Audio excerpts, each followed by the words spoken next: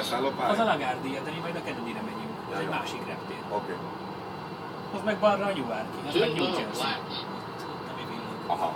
Jó, gyere a város közepe felé. Tehát? Röviden, gondoltam menjél be a város felé. Jó, és a magasságot tartsd meg. A dőlésük már rég kész van, már rég középen van. Már középen van a kormány. Baj lesz.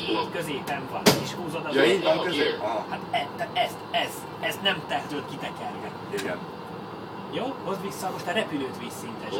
Addig tekered balra, addig vízszintes nem lesz a repülő. Egy kicsit dőljünk is balra, mert ott pont a torony van. Egy picit dőljünk is balra, mert ott pont a torony van. Kormány közép, kormány közép, kormány közép, kormány közép. Jobbra-balra van csak közép. Jobbra. Ízd le a kezedre. Ez a közép. Jó. Te így tartod egy órán keresztül tekerve, abból fejre borulsz. Ezt hozod középre. Jó? Nézzük ki az ablakon, mert nagyon közel lesz minden. Inkább megállj föl, nem? Hát egy kicsit én javaslom. Nem fog elférni a két épület között. Nézd ki jobbra, Empire State Building, innen rohannak lefelé most. Főleg. Most egy picit kevesebbet, mert utána egy bátrat fogunk süllyedni, mert ott a Central Park mögött. Aha.